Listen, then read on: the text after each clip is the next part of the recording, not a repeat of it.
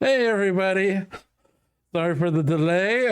They had to draft basically every venue, and that's a lot of a lot of work to do. They should be going now. And in the meantime, I'll introduce our casters here. We got classic Slappy Davis Hello, hello. and the equally classic Toboshi. Hello, everybody. Well, so we got a big game here. These are the finals. A big game in every sense of the word. Yes, big in length and yeah, and player stature. We got, so it's every venue. It should and two of them are doubled, so it's gonna be 26 games potentially total. First Yeah, of best of. That's assuming we don't get any overtime either. Yes, assuming best of yes. 26 regulation. Yep. Yeah, and we've talked about this before where this will be an endurance test, and we have seen very crazy things happen as a result of very long sets, including some of the biggest comebacks. Of course, I mean, just naturally it allows for that, but also in the ability for another player to compensate for their opponent. And then just things just start changing, especially with sniping. There's only so long you can hold that tension and just keep playing well. So, very excited for that. It's going to be a very interesting one indeed. And these players have had to make some pretty monstrous runs through the bracket stage here. Yeah, let's talk about that. So, both of them won their groups. So let me look at their group stage. So they, Rav won an easy group that I was in. It was actually really no problem for Rav. So Rav kind of walked out of that group. Although I mean, like they're Nanthless and Lushmoss are also great players. But there wasn't that much of a challenge, I think, for Rav to kind of get out of Group C in first. Just a little bit of practice for them. Koopa had some interesting competition in Wrestler, Topkeeper, and Verdress. I think Koopa would still be kind of expected to take either first or second in that group, but played a good match versus Wrestler to come out of that. And that actually filtered down into predictions, the community predictions that came out afterwards, which I'll talk about after we look at the bracket that they both went through. And for that, Rob actually, they were actually matched up versus one another potentially. If Koopa got second in the group, they actually would have gone up against Rav immediately in the bracket stage. So there's a few versions of predictions that have Koopa facing Rav immediately, including, I believe, Koopa's own predictions. But first, let's talk about Rav. So Rav first got out of the round of 16 by defeating Wrestler, who's a definitely recent solid player and has played Rav actually a decent amount of times in casual and I think a couple of times now in competitive. And then Rav moved on into Miniorek, which I think would basically be everyone's pick for potentially what would have been the finals if they didn't meet up early in the bracket stages. And that set also lived up to expectations and was a close, nail-biting set indeed. Rav being the recent winner of the recent SCL, I think SCL 8 is what we're calling it, and Miniorg, of course, being the champion of the SMC, the overall kind of meta SpyParty tournament. So that was a huge match, and Rav was able to pull through that one. Probably the most critical match for Rav in his run up through there. And then Rav ran into Lev T in the semifinals and had a decent win, not a crushing win, but a pretty solid win over Lev T, who then would go on to win the third place match, and then now lands himself in the finals. And then Koopa pretty solidly beat Nanthless in the round of 16, and then had an amazing set against Adafiyesh, which a lot of people picked Adafiyesh to take over Koopa, and Koopa won 9-0. So obviously there's some times where players just have off days, but if there's a score that convincing, it is also definitely just the other players on top of it as well. And then in the semifinals, Koopa had an amazingly tense match versus David W. Really enjoyed that match. Really wonderful. Strange and interesting, but good plays on both sides. Very intuition-based, reactive, and kind of just a fun match overall that went deep into overtime, which is just wonderful to see. So that's their runs through the brackets. And the last thing I wanted to note about that is that the top 3 of this tournament, no matter what happens in this match, they all came up in SCL 6 Iron.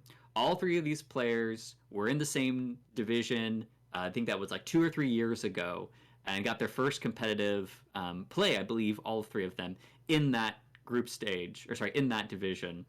That said, Koopa did drop out partway through the season, so there's a little bit of a missing part to that narrative, but it's just fun to see that Rav, Koopa, and Lev, the eventual top 3 of this tournament, all in the same division coming up from SCL 6.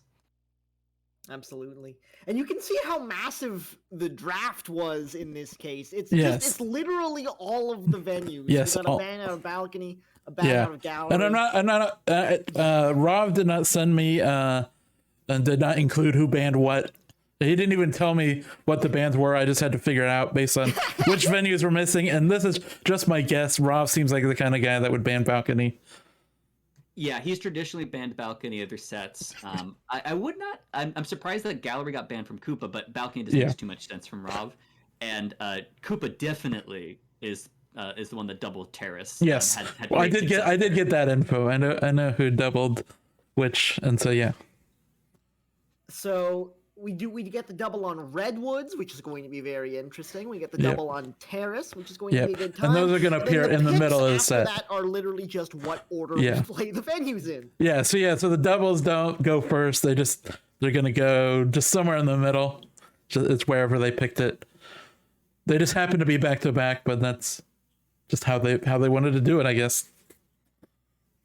So yeah, I think we're ready to go. The game has started. And that starts us off on Modern any 4 of 8. We've got Rob starting things off on the Spy side against Koopa's Sniper in 3, 2, 1, playing it. And one last thing that just is strange about this that I didn't even remember until right now. We have the Winter Cup 2022 winner versus the Penguin Pool winner of 2022. So we're going to find out which of the 2 tournaments is actually superior through this game. Little bit of awkward positioning here in this first conversation means we're not going to get as much progress on these first couple of flirts as we would like. So fairly likely we're going to see Rov not hang around for the second one and start getting some progress elsewhere, but he's been here for a little while now, so he might just hang around. And this is an interesting map to kind of find your footing on. I actually really love that both the evolution of the meta post any 4 of 8 and just like where it comes from. I will say that Koopa is actually very adept at catching delegate bar purloins. They have just a lot of knack for sussing out who the real person is. So I'm actually going to expect that Rav, although they often go for bar purloin, they might actually tend to avoid it because they know Koopa a little bit as a player and might know that going up for a 50-50 with purloin might not be their best option. There's the second flirt, another white test, which brings us to exactly 50%. So if we step away from this here, actually the second target stepped away, so they're not going to give us the choice. But if we can get nice and snuggly for the third one and hit a green on it, that's still in range for getting it done in 3. But we have to hit a green on the last one. So Rav often has a pretty actually great pacing. Usually when there's the lack of pacing early on, Rav is actually looking around trying to see if there's either frame targets or because they're setting up a flirt so that they can get something like concurrent missions done. So seduction targets not going to make themselves easy to seduce, especially staying in the middle of that bookcase. I do not think we're going to go there. So we're going to be looking around what else to do because we are burning just a lot of time here. That said, Koopa does get a lot of suspects from flirts, so there is just going to be a value here in letting the party play out a little bit. That said, the Ambassador has not been very active. This is like the first time he's moved this entire game so far, so he's not putting his hands on stuff.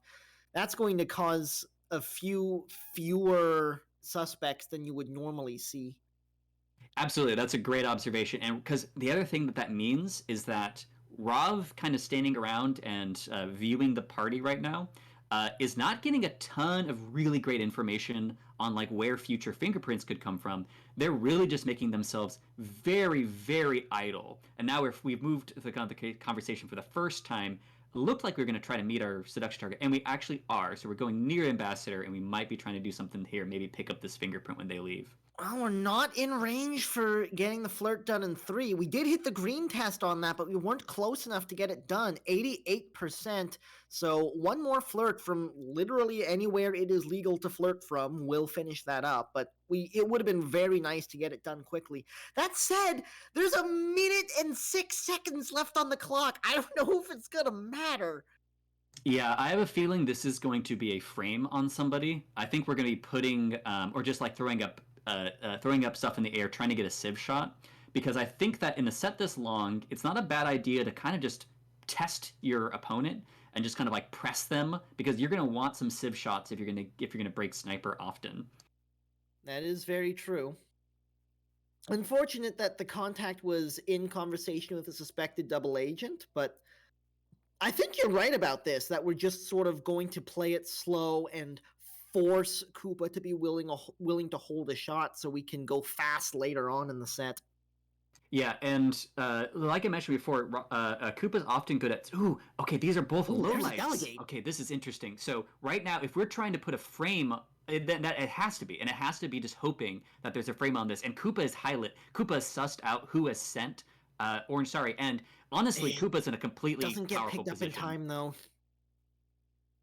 Yeah, and this is just going to be a timeout, and this is actually a fantastic game from Koopa in that I'm really hopeful for them, because if Rav just won this game because they just timed out, and let's say they ended it with a neutral light, that wouldn't necessarily show that Koopa had control of this game, but the fact that Rav did nothing the entire game, and in the one big move that they took, they got highlight, means that Koopa was still keeping them in their mind and would have captured Rav's play, let's say if he had a couple more missions. Fantastic.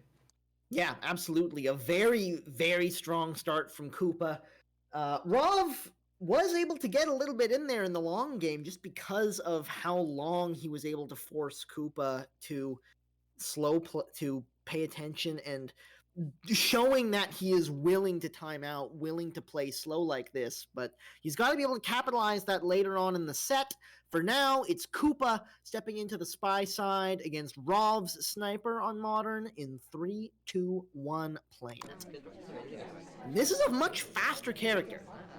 Yeah, really fast character, and that is one thing I actually did not check. I often check to see who has comfort picks. Oh my god, this bar. And honestly, Wheels kind of looked like they tried to squeeze in and didn't, so I'm actually curious if Wheels gets highlighted.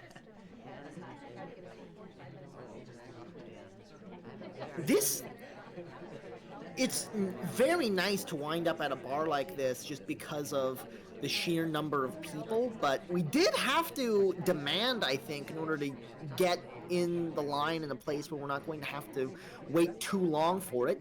And it gets us a fingerprint as well, so that could be very, very nice indeed.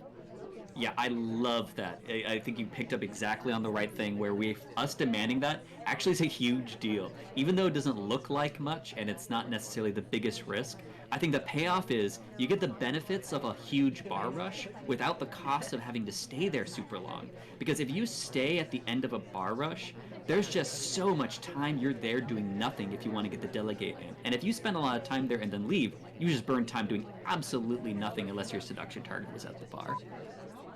But this way, we were able to not only get out of there quicker, but get out of there with a fingerprint as well. So that's a very strong start coming out of Koopa. It doesn't look like they have any heat on them for the demand, so that's just a strong start.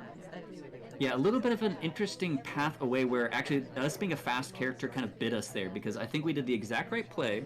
We went to a conversation circle near both our seduction target at the green bookcase and ambassador at the blue bookcase, positioning ourselves for either picking up briefcase or maybe getting a flirt in. We stood in the empty CC, we sipped to get ourselves time, and then we tried to follow our seduction target, but that's where it fell apart just a little bit because we didn't actually we were too fast to be able to follow. Back into the bar we go to try to hit this flirt. Are we gonna get it in time, or is she gonna walk away? Yeah, we do get it in time. It's only a 34% white though, and after that first situation at the bar that was played very nicely, this has been a little bit awkward from Koopa. Yes, so I loved the plan from the let's call it the fireplace circle. The fireplace circle was great. Getting that flirt in was nice. It does look like we left that bar kind of quickly. It almost looks like we tried to pick up a delegate without taking a drink. But right now, if we don't talk, this is going to be kind of just a strange conversation visit, because it kind of looks like we broke that to go flirt with somebody, but then didn't. But now here we go. We have seduction target and double agent in the same conversation circle. Very high value conversation indeed. There's the second white test. Brings us up to 68% on the flirt. As you were saying, double agent here as well, and lots of activity in the conversations, although a couple of people have just started moving now. So we'll see if we're able to get a good contact off of this. It looks like we should. Banana bread. There it is. Yeah, we actually very intentionally waited for our seduction target, who actually is a lowlight already, to get into that conversation. We could tell that they're going to go in there. We watched, we waited until they got in there, and then we threw off the banana bread, which actually is a pretty good banana bread. Was Queen in conversation? I don't actually know if she was. I'm not sure. I think that was 3 lowlights, and one of them was like an animation lowlight. So that was a pretty dang good contact. We actually have a lot of heat for finishing this fingerprint. So Rav was absolutely on top of the print at the bar at the start of the game there. That's our second one, so prints are done. But we only have 25 seconds left, and we only have 2 mission completions at this point. We still need another flirt. We still need another mission on top of that. Yeah, and I don't even know if we can actually even wait for this drink. I think we're just gonna time out. So we're gonna go in that conversation circle, and we're gonna it's done. We're not gonna have enough time for anything. Yeah, an unfortunate way to end it, but honestly, oh my god. Well, you know, the fact that pending is great. Like, obviously, I'm shocked we got that pending. So, yeah, first of all, too. Nice. That was a great job to get anything on the board. I was 100% sure we were just timing out. There was nothing. Great pivot away from seduction target and go to bug, and then just immediately send. So, even though both spies ended up basically timing out effectively, right? Like both kind of felt like timeouts, even though it ended in a spy sniper shot. Koopa's game plan was more coherent than Rob's. So right now, Koopa's looking a little bit stronger. I agree, which is not necessarily what we expected. So this is very exciting. It's going to be very interesting to see how this moves forward. 1-1 is the current scoreline. Next, we head off to Courtyard, any 4 of 7 for some very different looking games. Rov starting out on the spy side in 3, 2, 1, playing it. And the only sort of counter narrative to maybe like Rov having a little bit more is that Rov, if Koopa just times out, maybe it shows something. We do get a quick flirt and leave. If Koopa times out, it shows a willingness to time out, perhaps. But I think that because we already got flashed on for the fingerprint finish, there was going to be no benefit gained. Oh, this is a very fast start from Rov. He got the 51% flirt, stepped away from it, and now he's back. Gets another green. That's flirt done already, and we're like 15 seconds into the game. This feels like a Ligor of Janine any 3 of 7, where we just go inspect and swap. And like, if this was not any 4 of 7, I would be extremely suspicious about this kind of rush. So, I mean, we could still do that. So we could still actually throw a green swap in here, and then we like tests. He just straight up swapped it. Okay, so now we need the contact. This is Banana bread. Nuts. There's the contact. He's doing a lot of low lighting. I don't know if he's checked it yet. I don't think he has. Now he sees it, but someone else is holding the statue. 1 second. He's not going to get it off in time, and Rob on the rush gets the first spy win of the game. And I am so interested to know if that pause. We can't really tell because it looks like about 1 second in, when the sniper laser just stops moving, that's sync, right? So his laser was moving to something, and I'm really curious if it was going to move towards a shot or not. But Rob just timed out exactly what he needed to do. I don't know if that white swap was intentional or not. I'm not going to guess they were really going for a green. They were going to do exactly that though. They're still going to go contact when that green went off. So that was the play. But just inches on that game.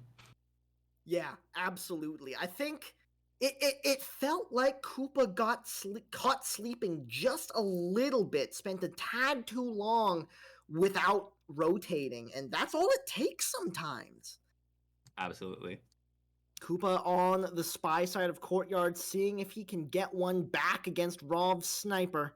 In 3, 2, 1, playing it. And it's gonna be tempting because like that's so Courtyard has some of the most defined game archetypes of any map about like the kinds of plays that you have available to you, and that's definitely one of them is the rush, flirt, into, inspect, swap, something. Like it's usually a contact, and so that's a particular kind of rush. And you probably aren't going to be... Oh, here we go. Oh, that's a green purloin already. We got the very early flirt for 49% into the green purloin. So let's see how on top of this list Rov is. Smallman actually got a reject off of that, too. I am worried for Koopa. So the reason I'm worried for Koopa is that I think Rov very consciously held Teal on this side of the screen. Okay, so I think that we saw the thing. I think we're going to see a highlight on Teal and on Smallman. Oh, well, actually, maybe we're not as on top of as I thought. Unless Rob is misdirecting us, because I really feel like Rob saw the reject from Teal, because we held our laser exactly in the right spot.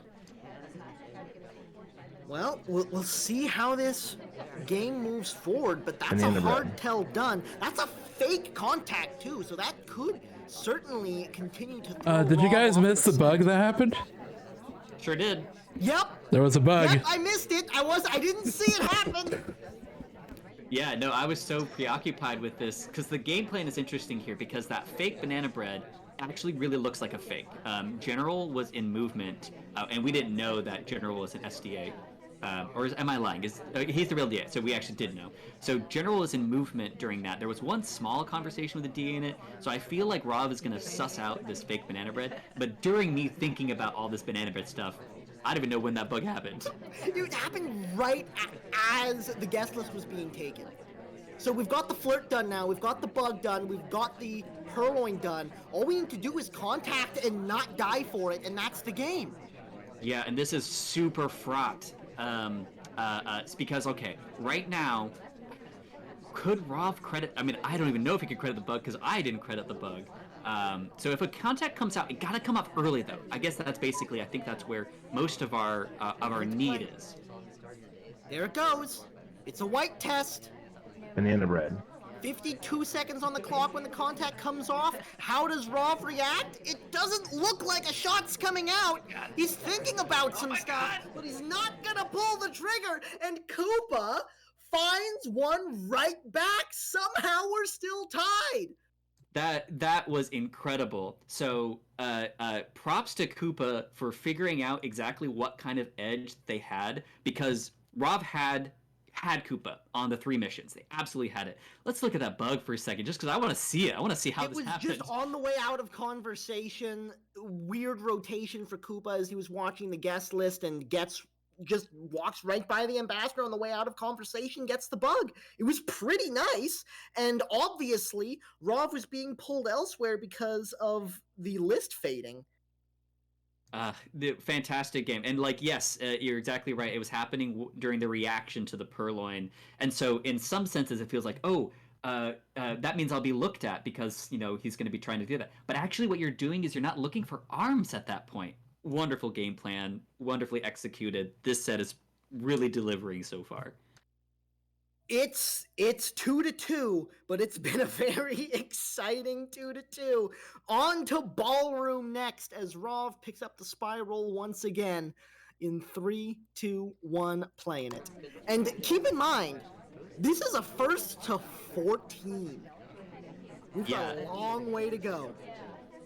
Are we gonna go? Okay, I wasn't sure if we were gonna go for the bug and we're gonna keep up this crazy pace that we've had in the last 2 games. But something else I'm really comforted by is the both spies in the first game played really slow. So I wasn't sure if it was gonna be one of those sets that makes itself into one of those sniper field games where just a lot of sniper wins because the spies are just being a little too timid. That does not appear to be the case based on those last 2 games.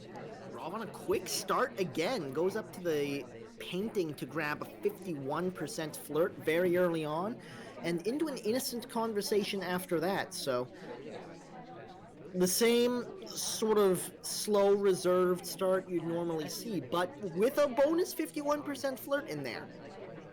Oh, Yeah. double agent drops in to say hi too. This could be big.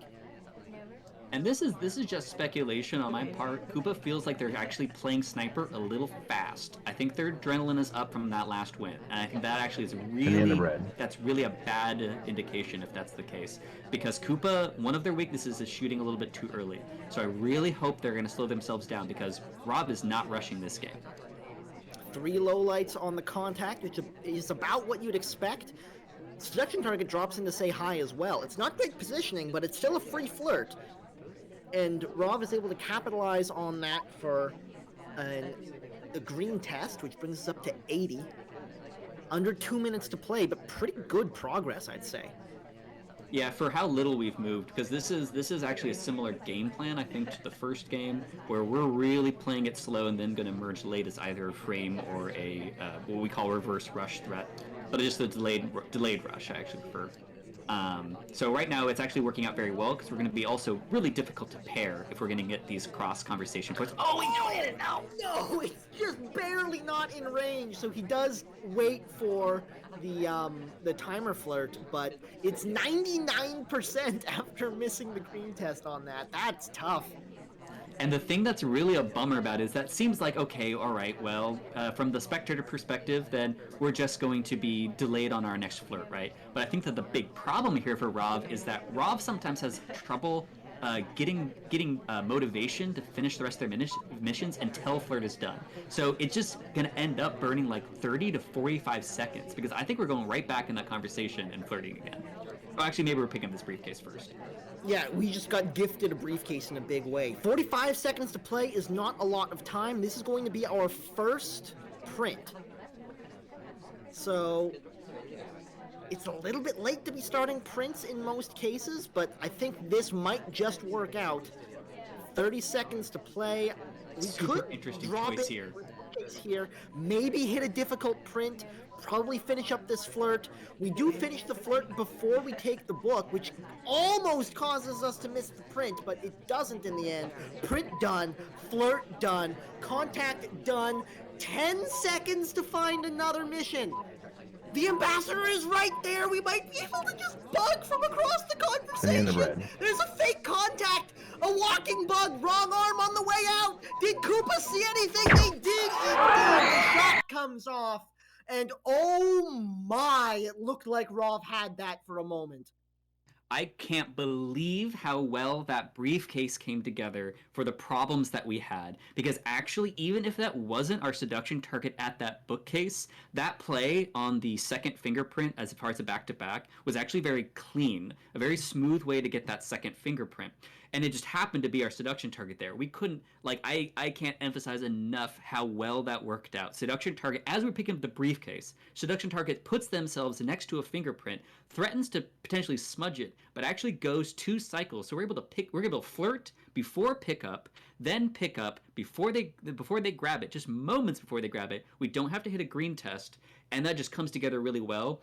The bug opportunity we did have to force. I totally understand why we decided to contact and then run into the bug as a distraction, but it basically that problem, that game had a pacing problem that got solved in one way, but then Koopa was on top of it and able to recover at the end. Yeah, it's one of the hallmarks of a really, really great spy is being able to see opportunities like this and capitalize on them. Because quite often, the party will give you these little opportunities. You just have to find them and take advantage. Yeah, I'm so curious if we had hit that flirt earlier in that game if we would have had as clean of a finish, honestly, because I think we were going to be running a little bit low on time. So just an interesting end of that game. But Koopa is finding these late game kind of like delayed rushes from Rav so far. So it's looking good for him. Well, let's see what he can do on the spy side of things against Rov's sniper now. In 3, 2, 1, playing it. And so very notoriously, we are a very slow spy this one. We're actually delaying on the AI take control button. We take it here. So the usual trade-offs for Orange Sari are pretty good book animations and great in-conversation bugs, and pretty decent walking bugs as well, just because of the ability to slowly hide that arm. And honestly, slow-moving characters often have better walking bugs anyways, just because it's easier to hide behind the ambassador longer. Yeah, and especially because after a while, people stopped really looking for the arm as much as they looked for the snapback. And if you're able to hide that snapback, which is at the very end of the bug animation, so that time window you're talking about is the critical piece, slower characters are better at hiding that snapback if they're just trying to block it entirely. Another very early flirt, another very early green test. It's 51% to start off the game, and in conversation with the double agent, but the conversations aren't looking great for taking a contact right now. Yeah, and obviously this is looking pretty similar to, oh, well, seduction target leaves, so we don't quite get that. It was actually really close to having another chance at that, another bite at that flirt, but unfortunately for us, they walk away, and as you say, this contact is a little bit strange, and I'm actually glad we don't take it. Oh, this is some interesting positioning. That's not in personal space range, but it is in bug range, I think, so we should be able to do some proper shenaniganry here if Rav gives us a moment to breathe, which they probably won't. Yeah, Rav, I think, is very concerned with Orange Star for exactly that reason. She has a great in-conversation bug, and she's correctly spaced away to maximize that time.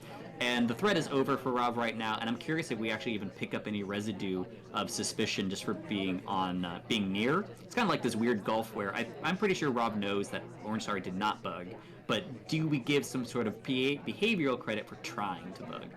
Well, unfortunately for Koopa, that ate up a lot of time, so we're at 1:15 left to play as we finish up our flirt, but that's the only progress we have thus far. This is going to have to be a pretty quick latter half of this game. And we keep taking drinks. So, well, actually, I can't remember. Actually, we took the take. We've interacted with Toby twice and not purloined. So right now, our character has a pretty good resume of not being spy-like, except for that one potential moment near Ambassador where we ended up not bugging. But we actually have to do something now, and now our hands are taken up. And we got to contact soon. I think we're going for a frame on Salmon. We're looking at Salmon a lot. I think we have to be. There's 40 seconds left to play, and we're not making any moves at more well, now we're making moves at more progress. I think this is going to be a fake... Yeah, it's a swap! It's a swap frame! It certainly is. And so right now we've gone all in on this 50-50, and it's a good timing for it because it's 30 seconds left. You gotta look at it. Is he just gonna shoot? Sorry? It's effectively a 50-50. He doesn't have to take a shot right now if he doesn't think Salmon's done, and it doesn't look like he does. So this is a play that is often very effective, but it doesn't look like Salmon had quite enough progress to force a shot out of Rav there. Doesn't wind up working out in the end, and Rav is able to hold on the sniper side. Oh my goodness, this is such an incredible match so far. Yeah, I'm a little bit bummed that we didn't get to at least see what would happen with the banana bread. Unfortunately, Salmon takes a drink and then uses that excuse to leave the double agent, because what we had done there is we knew we were going to finish. So it was going to look really bad if we contacted in that conversation with the double agent, because then it looks like we're actually maybe trying to finish and maybe we just get shot. But I'm really curious what would have happened there if we banana breaded there. So just unfortunate timing, just a little bit for Koopa, because we would have really put Rob to the test. Speaking of Rav, on to High Rise as Rav steps back into the spy side once more. We're still tied. It's 3-3, but man, have we got some drama so far. Let's get into the next one in 3, 2, 1, playing it. And apropos of nothing, I would say that Koopa. This is one of the maps in which Koopa might be able to take up some space here. So, and it's 3 of 6. So we is this 3 of 6? You must have either swap or transfer on. I don't remember if it's the altered version or if this is just free 3 of 6. But regardless, swap is on as one of the options, and we've turned transfer and fingerprint off. The venue list does indeed say microfilm or swap required. Gotcha. Okay, and I am a fan of that setup. Okay, so Rob is right next to Ambassador and could do something here, and I'm curious how Koopa likes to play this particular setup. Oh, distracting with the contact and then going for the ball after is a nice little play. Doesn't wind up working out. The shot comes off, and Rob gets taken down pretty quick. Yeah, it's actually, the funny thing about that play is it was slightly too fast. So the distraction actually was about to work, but we started as we're looking away and doing other stuff. It also looks that actually Koopa might have been baiting out a little bit with that laser movement, but well done on Koopa's. And it looks like they reset after this, so we'll have to go back out to lobby. Okay.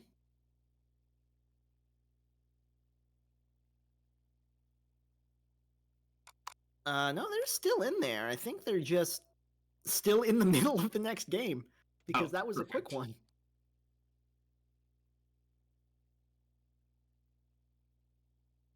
All right. Well, I am ready to go on the next game if everybody else is. As am I. Let's hop in 3, 2, 1, playing it. I don't have a next game. It still says match ended on my end. Oh, okay. Yeah. So I had that too. I had to go back out to lobby. So I'm going to restart. I had to go back out to lobby, re-enter the game, and then it took me back to the next game. It should be Koopa's general. All right. All right, I got that now. All right. All right. Let's get this thing started in 3, 2, 1, playing it. That was weird. Oh, that was a very busy bonk attempt. Yeah, very busy. Seems like it's gonna be no harm, no foul, though. Yeah, it's very hard to see an arm in chaos like that. And to note, we do have the same setup that Rob picked. I don't know if it's just sometimes spies are ambivalent about what the setup is going to be on High Rise anyway, and just kind of mirror out of habit, or if that's actually a true mirror. We do seem to. I think we are the correct person for this briefcase. It's a little bit long. I think we are required to grab it. I think we're obligated for it. Hard for me to tell. Well, either way, there was no prints available because print is off. That's right. Yes, that's true. So that's a completely innocent briefcase take. And it's kind of like we went out of our way to do it. So I don't think that's going to really matter too much for Rob, but a good way to kind of enter into a conversation where we're right next to a selection target. Fairly early contact, but a very good one at that. Not a single low light given away from that. Flirt comes in right after. Not a green test this time, so it's just the 34%, but that's some good progress out of Koopa. Yeah, and just to note here, often on High Rise, the mission win condition revolves around bug, and we are General, who has an excellent walking bug, especially on High Rise because of the low sniper angle. So I would not be surprised here if we just try to get our seduction bar up all the way, and then try to see if there's a potential walking bug that we can find with like a good amount of time left on the clock. Well, for now, it looks like we're just going to hang out and pick up this next flirt as soon as the cooldown runs out, which shouldn't be long now. There's the cooldown, there's the flirt. This time we hit the green test up to 85%, so any flirt will finish it up at this point. And it's almost a little tragic that we don't have inspect on because, fingerprint on, because Ambassador's leaving a fingerprint at center statue. So if anybody picks up that statue, that'd be a statue of death if both of those were on. Pretty much. But we're probably not going to get bailed out by that. And I actually don't know. So Ponytail was highlighted a moment ago. I'm not sure what it was for, but she got brought back down. And now Boots has picked up partial inspects. But other than that, there haven't seemed to be any inspects that I've tracked. So I don't think a sieve shot is likely to come off. Green purloin has happened. Sound the alarms. Things are about to go down. There's the flirt done. Now we stare at Toby very intently. Yeah, Is it a double agent take? yeah, It is a double agent take. And some we actually good tried to tapping on the cover way it. into conversation, but not good enough. The shot comes off in response to the purloin, and we stay. Wait, hang on. We're still level, right? Yeah, we're still level. We're still level because they traded off on that one. So that was a very interesting. So I think if General didn't try to block the take, we would have had a better chance. Because like very consciously, I believe Koopa was moving in a way to distract from the take on Double Agent. So either to block the fade, which we would have known, I guess, that it didn't matter what the fade was going to be because it was going to Double Agent. So I think less of that and more just like drawing attention to the fact that General was walking near Ambassador to try to go for Bug. But in either of those cases, it ends up not working. All right, on to the next one. On to the library as Rob steps onto the spy side. Koopa on the sniper in 3, 2, 1, playing it. And that path also was a very interesting version because the entry and the path itself was suspicious, but because of the obviousness of the we are taking so many opportunities to benefit from this. We really want to flirt at this window, and we're gonna get it.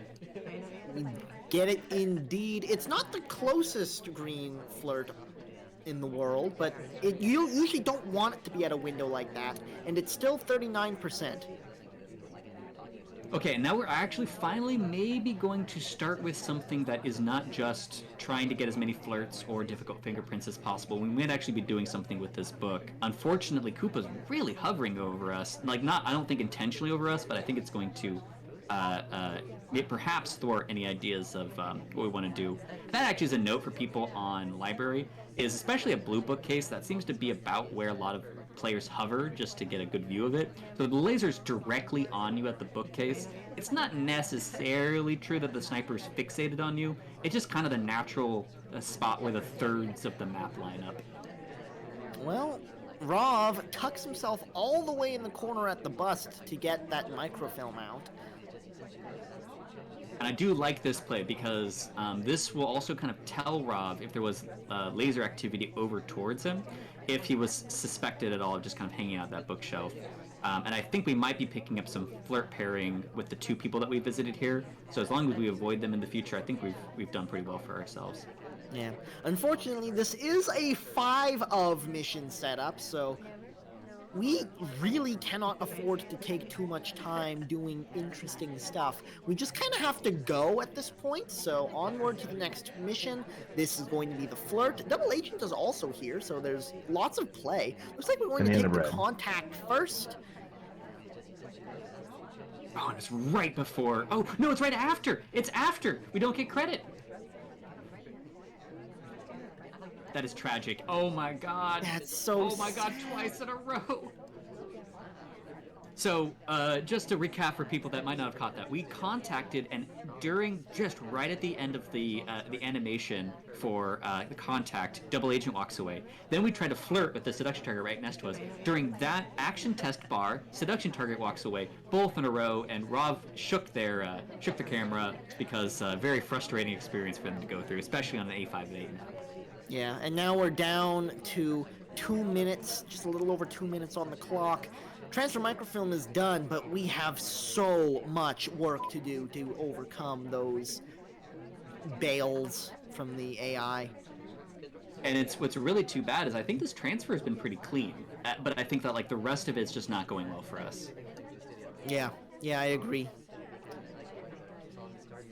And also, the fact that we only have only one mission done, and we still need to do at least another flirt, means that we either need to add time or just absolutely rush, or maybe just honestly just go for a frame, which at this point, being one of the highlights, isn't going to work out well for us anyway. Well, if they do want to finish missions, it's a very good thing they were able to hit that green test, because that brings us up to 76% off of a bit of a weird positioning. So we are still in 3-flirt range off of white. Yeah, and we seduction target moves again, so we actually don't go with them. I was curious if we try for double walking. It is. And Rob, again, is a little bit fixated on getting that seduction first. We might be forced in action here. Okay, we're going to have to join the pads if we want this. Are we really going to? I think we are. Yeah, we have to. Well, we got it done in time, and it doesn't look like Koopa got a look at us here. There's the Purloin coming off on a green test from the corner. But that, I think, Koopa did get a reasonable look at. So we're in a bit of a spooky situation here. 35 seconds to play. And we still have 2 missions to try to pick up. It's gotta be walking bug into center statue. The bug doesn't take! Everything is terrible. That is actually really unfortunate because Rob was watching the Purloin the entire time so that we would have an opportunity for this bug that wasn't going to be as obvious. Oh my god, we're just the same speed as Ambassador. This is going to be a really awkward bug, but we have to take it. We're just so close to this thing. Stop walking! Oh my god, this poor game. End game, green test on the time ad though, so that buys us an extra 45 seconds to work with.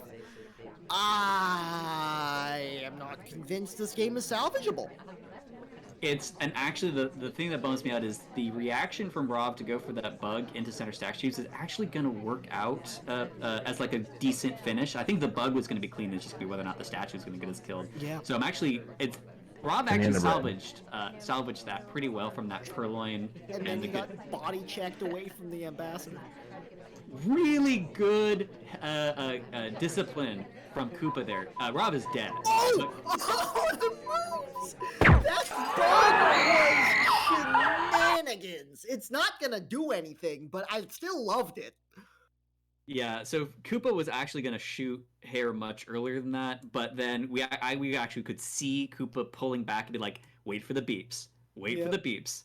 But honestly, actually, Rob almost got away with trying to force a shot for inspects with that bug, and it's really unfortunate for Rob that they didn't get that bug. But able to make a halfway decent salvage out of that, for at least a chance, because, sometimes people get randomly low lit, and if we were low light, you would have won, right? The party giveth and the party taketh away, and this game the party tooketh away one too many times. Alright, let's see what Koopa is able to make of the spy side of Library 5 of 8 in 3, 2, 1, playing it. And just to specify for people, it was the first bug at bookshelves when we were looking for the response to Fade that didn't take, that was actually going to be excellent, and was not going to be fully on screen. And I think that it didn't seem to get us much on the last bug and us chasing down Ambassador. That was going to be death. That one was a problem, yeah. So, blue book in hand, tries to slam it and immediately dies.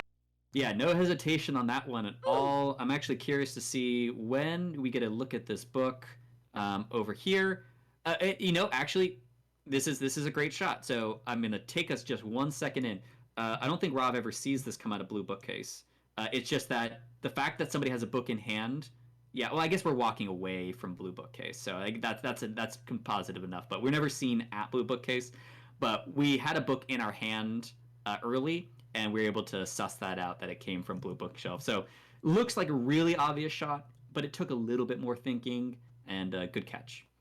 Yeah, that was a strong sniper game out of Rov. We remain tied. We are at 5 currently. We are slowly creeping up to the halfway point of this match as Rov steps in to the spy side of Terrace now. Any 3 of 7 versus Koopa's sniper. In 3, 2, 1, playing it. And so the obvious note here is that this is not only Koopa's double pick but this is where Koopa's had a lot of success in this particular tournament. Koopa actually got the first 4 of their wins in their dismantling of Adafiyesh by sweeping very convincingly on Terrace. And there's the first flirt coming in at like the maximum possible range to still get 51% off of that flirt. That's beautiful positioning. And into the statues we go. I'm not convinced that this path is correct. I'm kind of looking at where we started. It seems like, I mean, this is going to be kind of minor, but I feel like we would have pathed by the ambassador, but we obviously didn't want to do that because it would give us bug suspicion. So I'm curious if there's anything with that, but I don't think that we're going to care too much about it.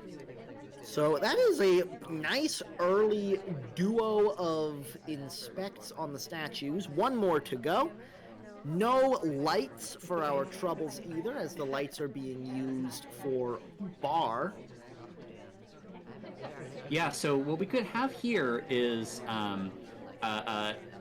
one thing that is unique about Terrace is you can fake with 100% certainty that it is fake. So if you, and we didn't pick up, I don't think we picked up the delegate option anyways, but one thing you can do that is kind of a little bit strange is that you can delegate after a fake knowing that you didn't just get credited for the fake.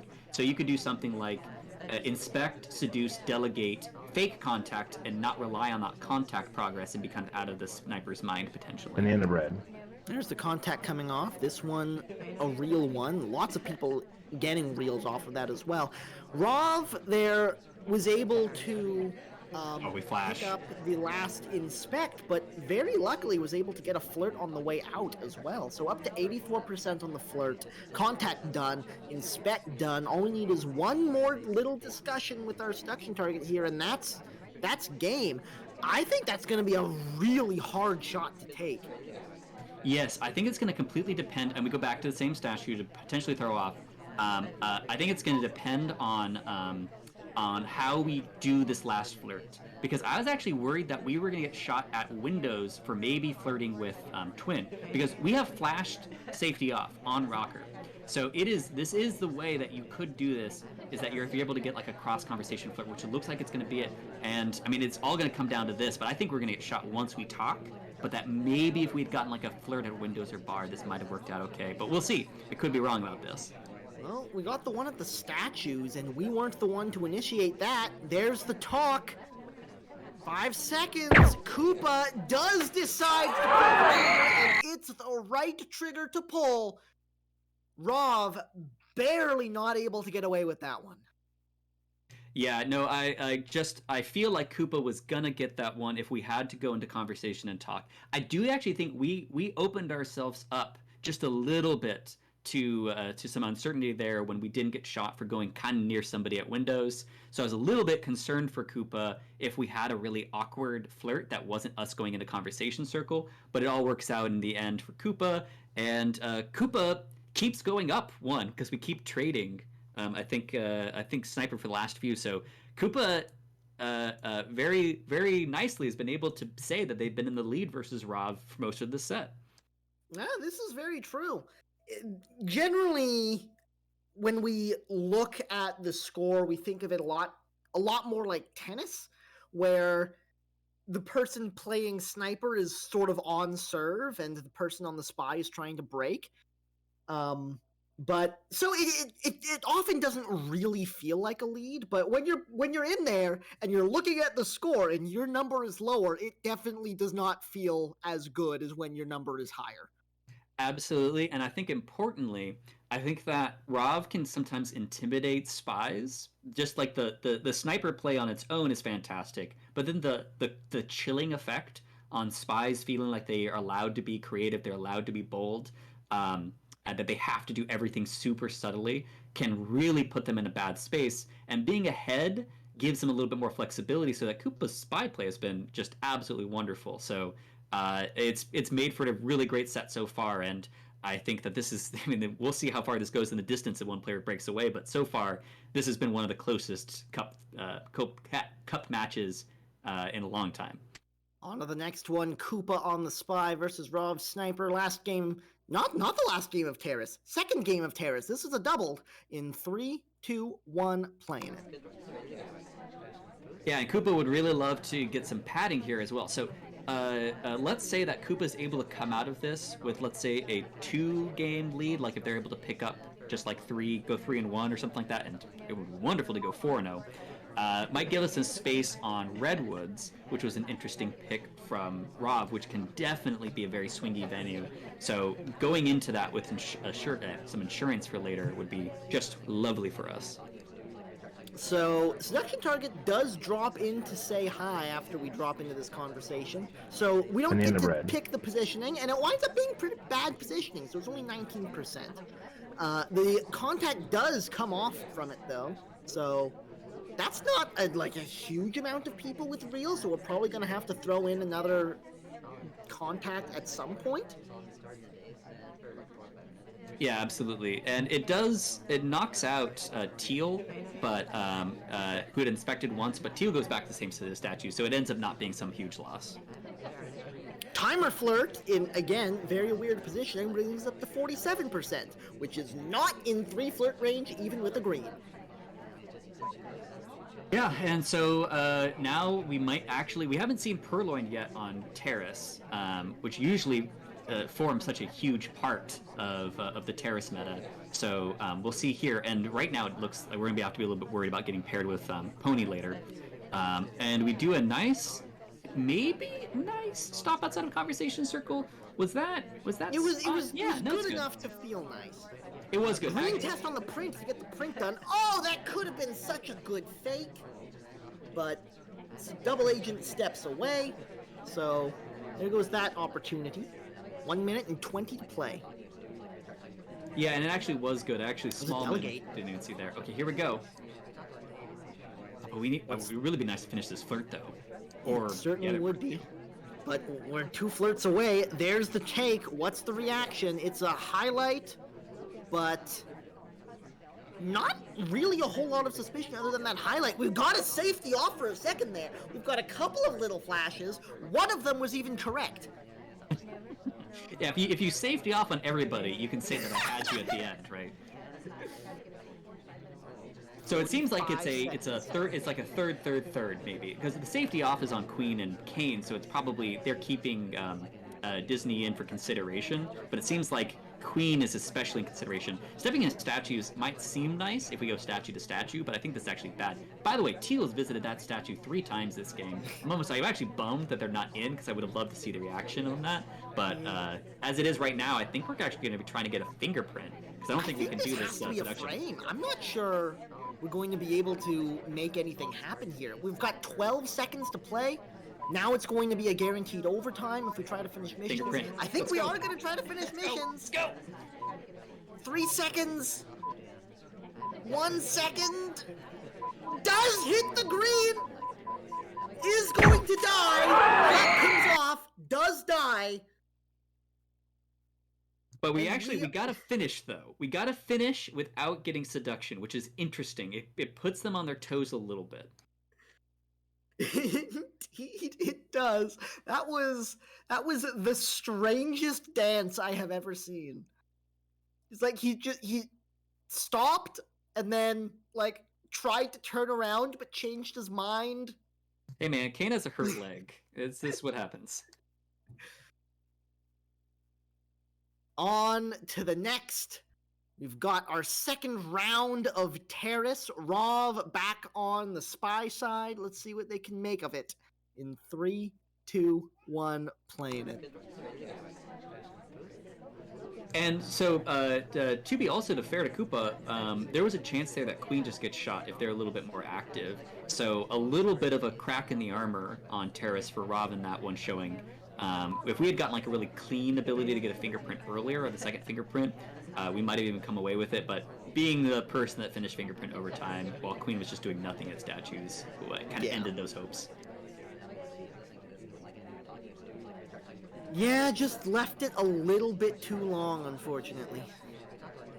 Yeah, and Ambassador wasn't... Usually, this is a map where Ambassador is typically very active, because they get kind of forced out of conversations really often, right? So they're either dropping briefcase off at windows or something, going and touching stuff, so it was actually a little unfortunate, because I think that after... I really liked us holding the option of fingerprint instead of seduce in that game, but Ambassador is able to sit in that front conversation for forever. Rov, keep in mind throughout the rest of this game, does have the one inspect. So if we're able to head to those side statues at any point later on, that's going to be a mission.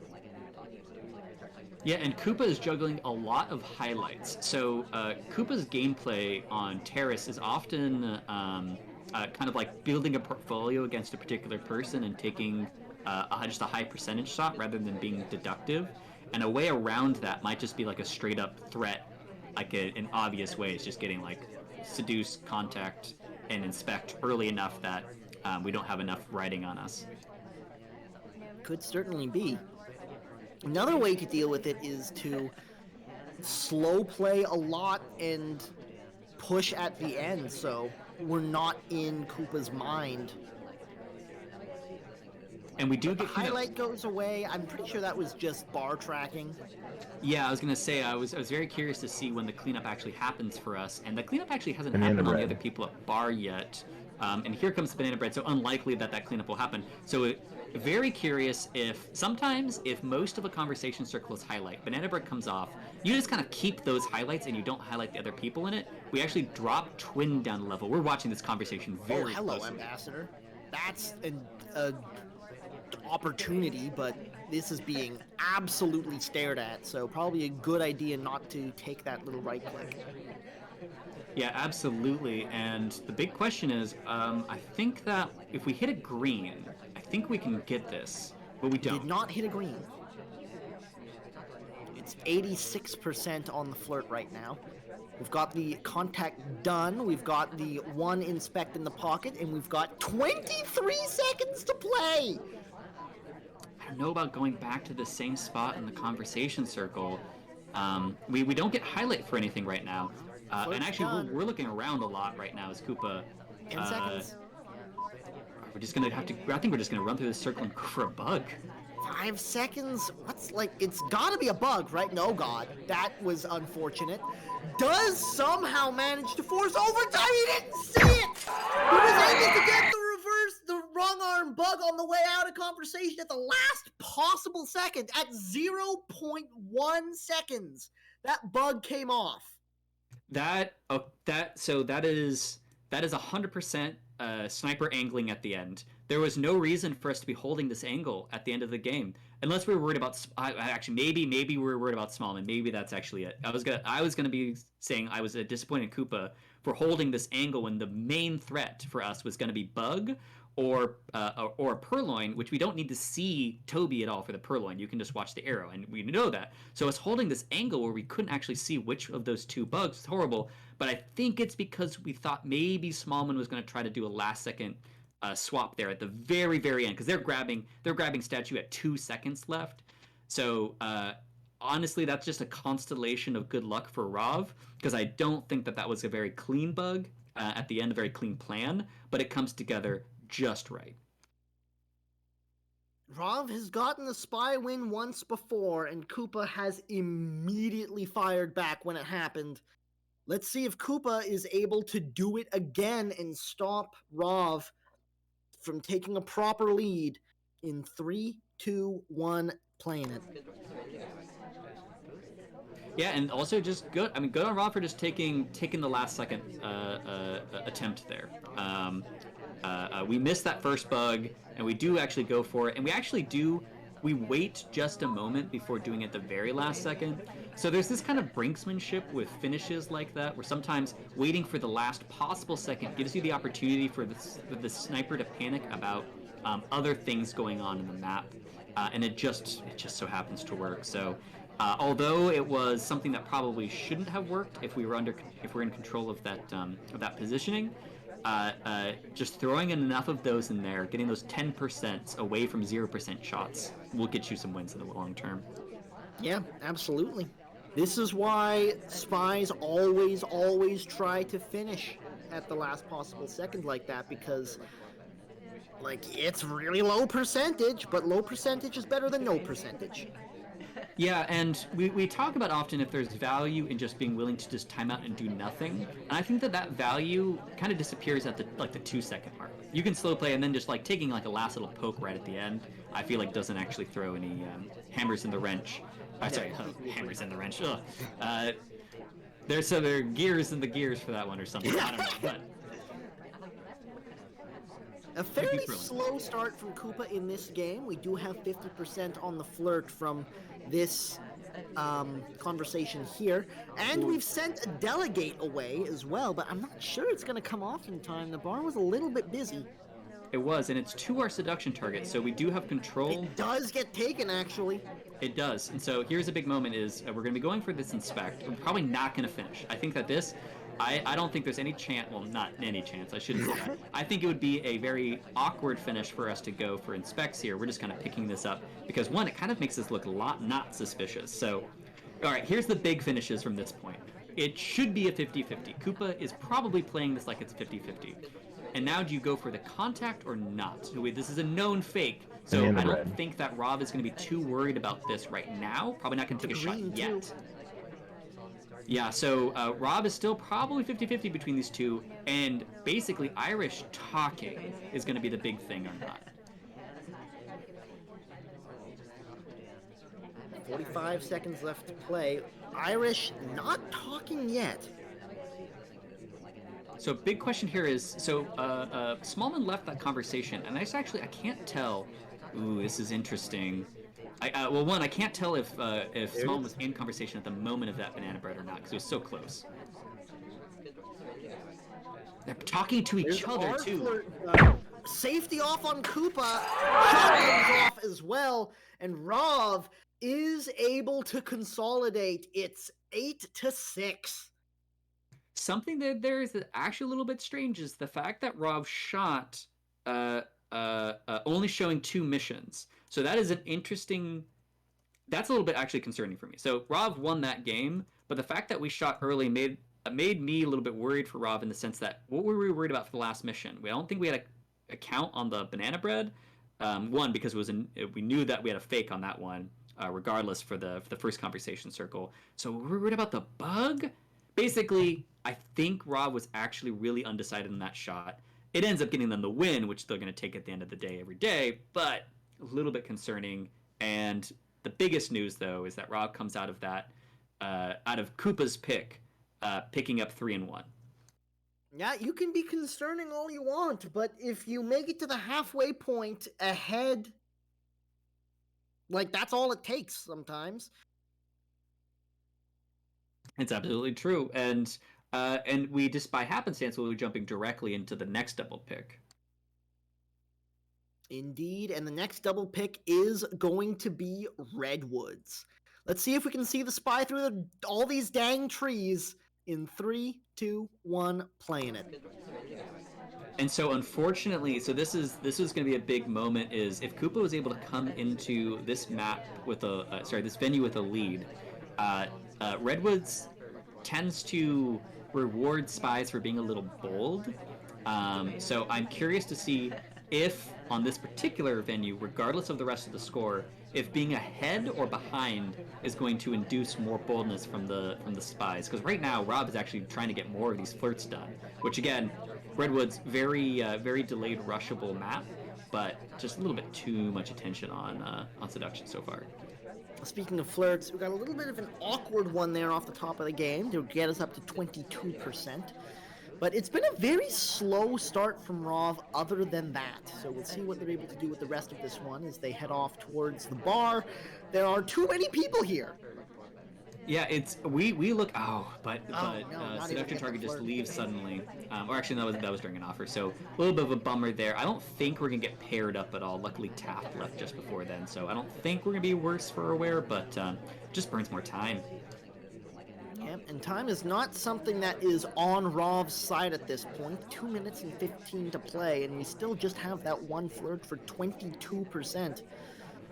And seduction target leaves again. We don't even we are just desperately trying to pick up enough to get a third flirt via a green, but we're just so delayed. And I think we kind of maybe have to delegate, but we'd be delegating to Rocker. We just came from bar. our seduction target's going to pick up a briefcase, which is going to be a little bit useful to us if we want to throw in frame later. So what did our seduction was at books at the beginning, I want to say.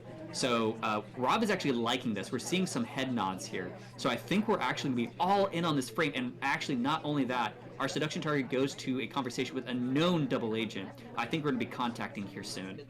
Yeah, I really like this from Rov. He sees writing on the wall that the mission completion probably isn't going to happen, so does take this fake contact, trying to frame the seduction target as they were talking in conversation with a known double agent. Oh my god. Unfortunately, that conversation was this is otherwise fantastic. pretty empty. Yeah. No, so we leave that conversation where we're obviously only picking up double agent. We're the only person in that, we're only us and the double agent here. We go into this conversation where we're scrunched up next to people. Oh my goodness. It's a red flirt. I don't know if so that was intentional. We wanted to force, but see, this is what happens. I think we should have let Red Dress stay in that conversation and talk before doing this. I don't know if she actually even got a talk animation off, because now Red Dress is going to a statue that she already inspected at the beginning of the game.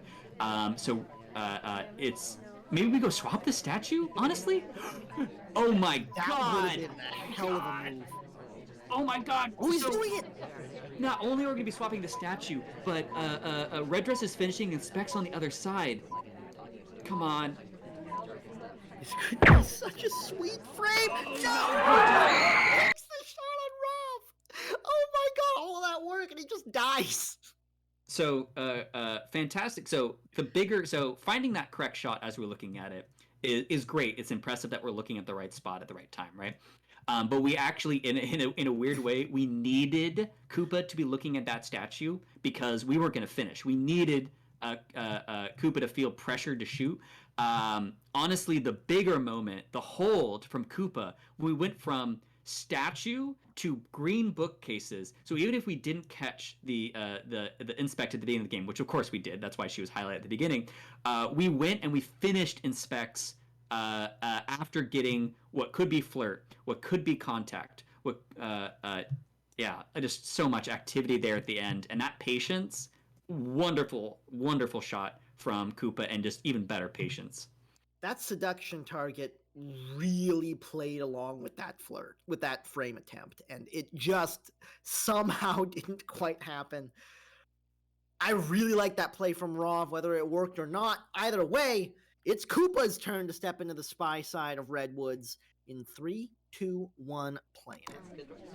Something else I wasn't even keeping perfect track of is whether or not in one of those last mission sites, if Hare got any fingerprints. Are we gonna take this bug? Our arms are kind of, we're guarding it pretty well. Our arm was kind of covered potentially by Queen, but no, Rob was looking too closely. Yeah, if we were able to get it on the way into on the way into the bar, maybe, but it's just a little bit too exposed at that point. But we are going to get a print out of it.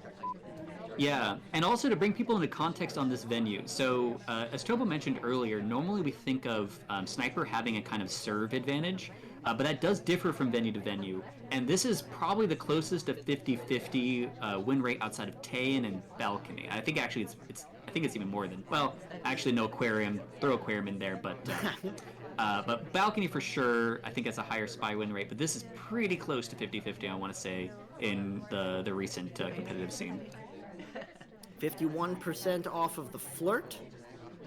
Able to get nice and snugly with our seduction target, even with the one person in between.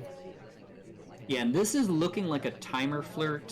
So we're looking around, trying to get valuable information. So there's kind of a combination. It'd be hard to incorporate this into Sniper play, but a lot of times if you go for an early fingerprint and you're flirting, if you have the ability to go for 2 flirt, you kind of just watch Ambassador as you're hanging out trying to get this 2 flirt. Unfortunately, Ambassador just doing nothing for us. Just has does this book. Get the 2 flirt though.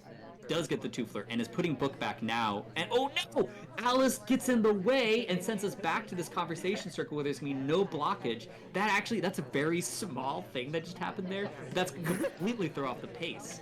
Yeah, that was some oof. Oh, and Ambassador, what are you doing out here? Yeah, Ambassador Put the didn't. book away. It also stopped Ambassador from ever going back and putting the book back, which is too bad because Twin would have been picking up a fingerprint credit here, as well as maybe even finishing on specs. So Twin would have been a huge suspect here, as well as we would be having a difficult available. We do go for this bug, and it's a shot, and it doesn't seem to hurt us. So good little attempt there, but that fingerprint's finally going back. 1 minute and 2 seconds to play. We haven't done anything but this one print and these 2 flirts. And I almost want to say we should throw in a fake, but I think we are actually going to be committing towards an actual finish here. So this decision to go in here tells me that Koopa's going to actually commit to a rush, because it would have actually been preferable for us if we were going to go for a frame to have contacted earlier. Ooh, this contact's getting worse and worse. Oh my god, this conversation just exploded. Oh, 30 seconds. We might be drawing queen in, and we might be hoping that the other conversation that just gathered some people has some reels in it. But unfortunately for us, one of the only people out is actually the other suspected double agent, and I don't think there's going to be enough coming off for this. So what do we do here as far as getting a fingerprint and finishing? We really need to finish. We cannot actually rely on a shot for this one. This just took a little bit too long. It's going to be a briefcase pickup, but there's no way to finish from there. I think Koopa's just going to let it time out, and Rov is able to make the hold. Yeah, that's tough. It's tough, and honestly, it's a little bit comfortable of a hold from Rov. So, again, I'm going to draw us back to this moment where Ambassador was heading back to green to put that book back, and was going to drop a briefcase out in the open, was going to drop a print on the green bookshelf much earlier, and the fact that Pony blocks us and then delays us by, let's see, like 20-30 seconds on any potential there. Ambassador doesn't put that book back until 52, and would have put that book back at like a minute earlier, basically. It just completely throws us off pace, because we were not a suspect. We needed more time. Now that I say that out loud, time ad was the answer there, and I don't know why I didn't say that during the game. You want to talk about putting a wrench in Koopa's wrench. That's how you do it. That is true. Either way, Rov maintains that 2-game lead, and into the spy side of Redwoods they go in 3, 2, 1, playing it. Yeah, so kind of like a wash on the 2 games there is. Rob played a better first spy game, but Koopa also played a better first sniper game, and then both of their games, the last one, showed a little bit of weakness on both of their parts, and so I can't really tell which one's going to feel more comfortable in these next couple of games on such a chaotic map. Well, we're about to find out. Slow start from Rov here. No progress as of yet. We're about 30 seconds in. And we're going to have this opportunity, and Rob loves this. This is a innocent fingerprint. We were obligated for this if we're going to leave this conversation circle. And Rob loves doing this because not only do you get to return this briefcase, we get to slide in next to our seduction target. I'm almost going to say just bank on it. Bank on us going next to our seduction target. Here's a tip on Rob. Highlight people that go into conversations and talk after they return briefcase. He does it all the time. That's 51% on the flirt as well. We've got the 1 print from the briefcase. 2 minutes and 30 left to play. Yeah, it's not the fastest start, but it doesn't need to be. Yeah, no, because this is pace. This is the comfort zone for Rob. Is if we're able to get some seduction done, especially if we finish this seduction. Rob loves, or just maybe doesn't love, but just ends up a lot with a finished seduction target and 1 fingerprint. It's just it's a position that Rob plays from a lot of the time. I want to call it like an opening, like chess, but he's just there all the time. It looks like we're just going to hang out and wait to see if we can pick up the timer flirt here. We're in great position for it. There it is. There's the green. So that's flirt done in 2 minutes and 45 seconds left to play. This briefcase has gone down again. If we do this same little move where the ambassador leaves, his briefcase is on the ground, we like wait a half a second and then go for it, but the ambassador doesn't really have a reason to leave at this point. He might just hang out here for quite a while. So Rov is going to go off and get some other progress while he's waiting for such a thing to happen. Off to the bar we go. And it's a bit of a double-edged sword, because on most maps, I would say, obviously, the more active the ambassador, the better. But also, the more active the ambassador, the more consciously that a sniper is going to be tracking prints because they feel like they have to. They may not feel like they have to track it. By the way, we do a reject and we get a delegate. So we have no drink delegate. So almost certainly we are planning to delegate in the next few moments. Let's see where it goes. It goes to Seek. Who has a book, importantly, and is going to be doing a dump and direct over right after this. And I don't actually know if we see the jam back from Seek here, so I don't know if we are going to be putting together that this is coming. We do a white swap of the front statues. That's a swap, and that's a shot. Okay. Absolutely on top of that one. I am so curious if Koopa noticed the delegate or not, or if we just happened to be making sure to cover our bases with swaps.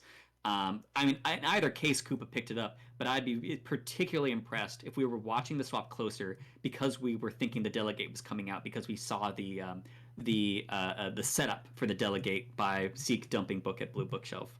It may just have been that swap. The Purloin never actually had the chance to happen, but that setup was clear enough that certainly could have been a red flag.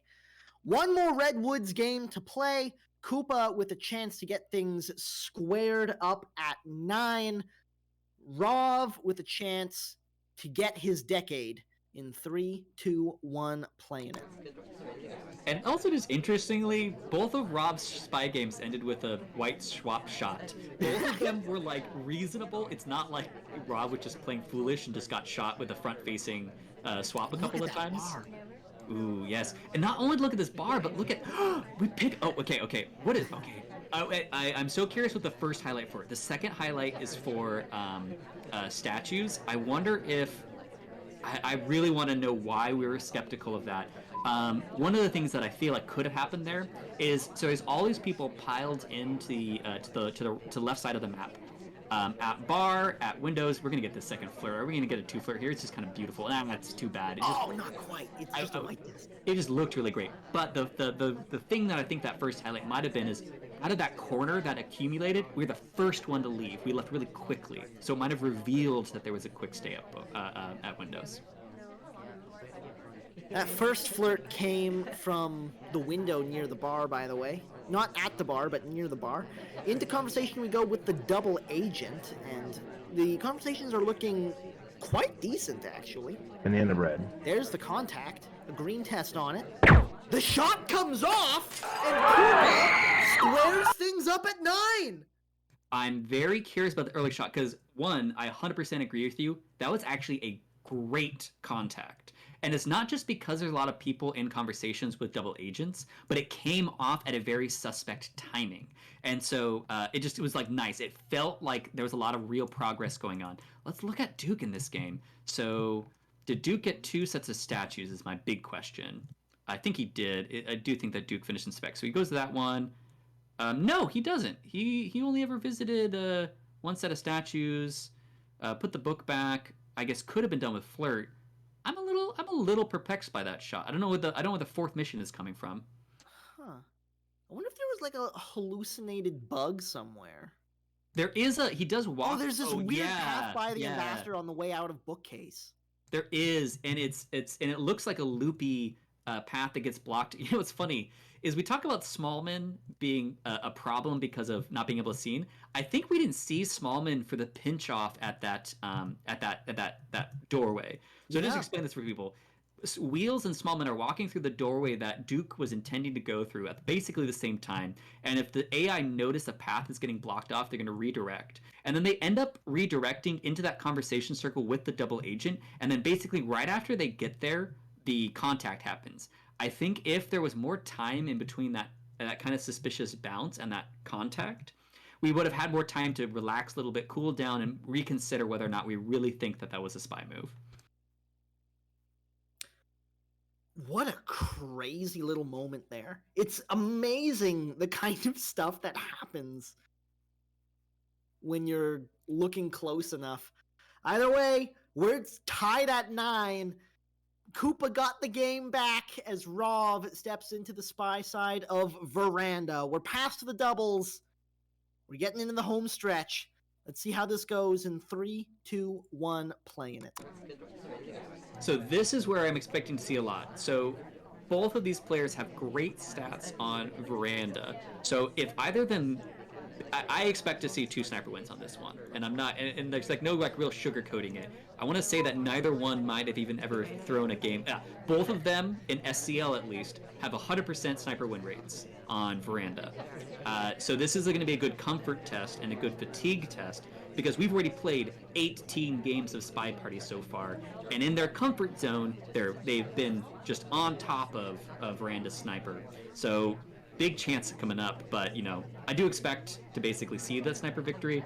But I think like we'll learn a little bit about the mental state for both players. Getting to 5 missions here is just so hard. It is. It's unreasonably hard, and the thing is, like, we could just put more time up, but that's just so long. It just basically comes down to just a couple of missions just be just a little bit easier to get quickly. Just the time on this map, like, you just have to walk so much. That's just a book slam, I think. No, he's actually going to take it away. I have to assume that's going to be a slam once he gets back around to it, but he's got 51% on the flirt. Green book in hand now, but the path out looked like he was pretending it was a red book.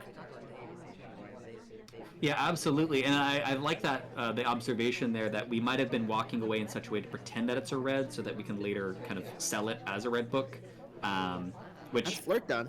Yeah, that's flirt, and this is where Rob might actually be a little bit dangerous, is if they get on top of their pace, and they might go for a little bit of like a mild like rush. I have said this before. It's really hard to rush Veranda. I think the one time I said that on a stream, we had like the craziest rush I've ever seen on Veranda. I think that we're not going to see that. We're going to see like a 40-second remaining time attempt at a mission win countdown, which is basically a rush for Veranda standards. No, this just goes right back to green again. I really thought he was going to slam that into red. Oh, seduction target drops in to say hi, but we've already done this. Yeah, and now I don't actually buy my own little thought there, because I think all of that was like getting this flirt while you were selling this book as being read was going to set us up for a that little twitch was. That twitch was a drink redirect. So we requested drink and we twitched so that we could first get a little piece of a redirect on Toby without actually doing anything. So this is we're setting up for a purloin. I don't know the benefit of what they just did there, though. I guess it's... Well, there's the take on the purloin. It's not that long, though, unfortunately. And yeah, we are picked up. So I consider Rav kind of just dead here because I just don't think there's enough missions for other people. I'm really curious. We're going to have to go back and watch what person we got out of the chain by doing that drink redirect. Because that was an extremely intentional play on our part to change who the next drink was going to get offered to. So I don't think it quite worked out unless the person that they changed it to has a ton of mission progress already. But fascinating play. I think seeing stuff like that is just really cool. Really interested to see what was going on there. There's the print done at statues here. We should be able to get a couple of inspects as well, but with 40 seconds left to play, I am having a hard time seeing how Rov... Well, I mean, he's dead, so... Yeah. So, again, this is the thing where like, on other maps, we would have been... Well, I guess on if it was 4 of 8, we still would have had... We only had 4 missions done, so that was still we only had 3 missions done. So it still would have been a well-timed shot even for that. Oh, look at this. Okay, so we do this request ring from waiter here.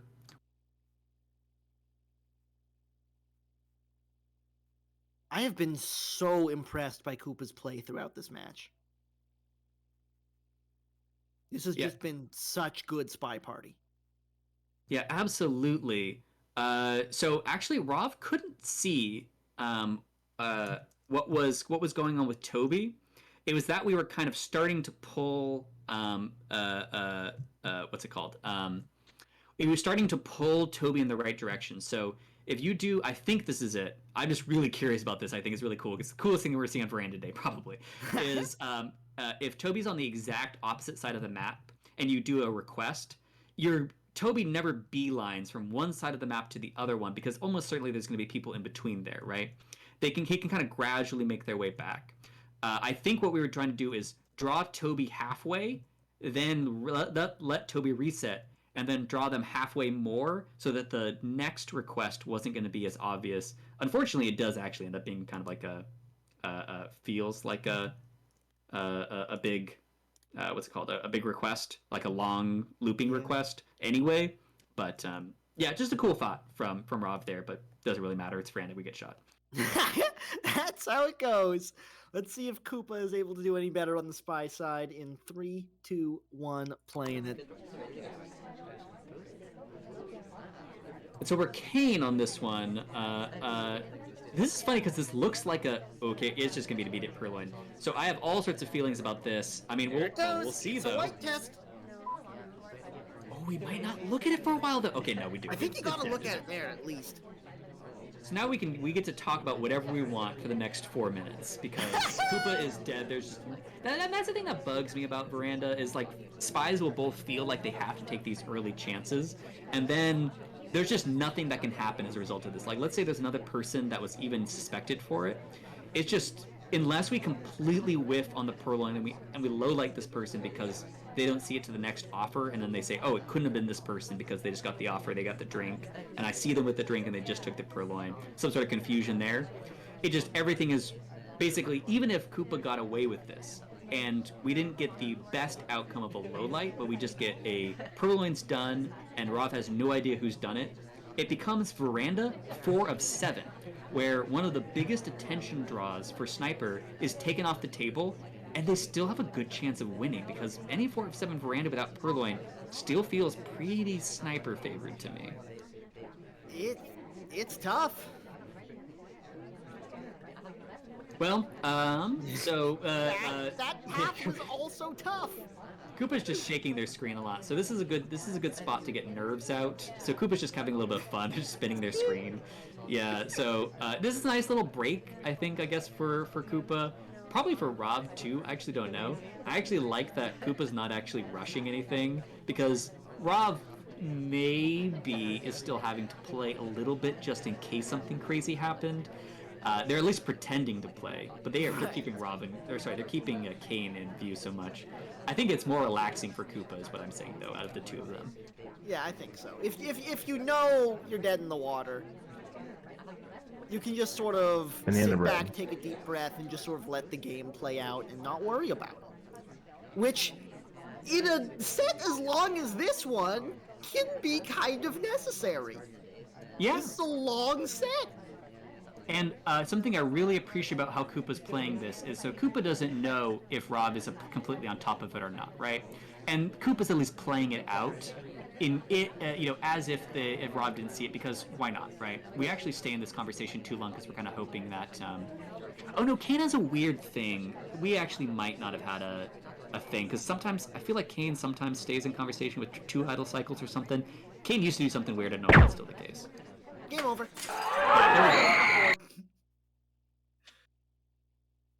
Yeah, so that's kind of all for that one. David in chat points out an interesting possibility is like that's actually one of the best opportunities to return list. I mean, we would have been dead anyways, but if we just get the full on like Sniper's not watching it at all, we could have returned list. The problem is you have to gulp and then request and then do it again. So it would have been fun just because we never get to see returns anymore. But I've cast a lot of SpyParty, and I think I have seen one legitimately good return in my life. Yeah, it's rare, but I mean, if you get it, like the gaslighting effect that you can throw on Sniper is just huge. So good. It's so good because like it's so rare that it happens that quite often you'll wind up in situations where someone takes a drink, you see the list gone. You go on fun low light a whole bunch of people. You look back, the list's back, and you're like, did I actually see that list gone? Right. All right. Well, onward to 10. On 10. So 10 apiece. Whiplash. We've got 8 games to go. No, we've got 6 games to go in regulation. Yeah. How many games do we have left? So it's First, It's 10-10, so we've played 20 games. It is a best of 26. okay, there you go. Well, so we have maybe. I mean, I forget what the overtime rules are. Overtime rules are infinite balcony, theoretically. Well, we'll see if we get there. Burn that bridge when we get there. Rav on the Spy on almost balcony. It's Tayen in 3, 2, 1, playing it. It'd be nice if we could burn that bridge before we get there. But anyway, so Tayen does have a bridge. It's true. It's got that cute little bridge. That's right. One thing that is interesting to note there is Koopa just came off a semifinals match where they went to overtime balcony. And in the red. So they would have more recent experience in that regard. But I think that experience was done overtime too. Yeah, it was. I forget if the overtime rules are just first to win 2. I think they split. I want to say there was at least 4 games of balcony. I think so. I think you're right. So, relatively slow start from Rav, but this venue can get so explosive so fast. It's 34% on the flirt, and that's about it so far. But again, you gotta be on your toes on this venue. Yes, and so let's look at the Soji setup.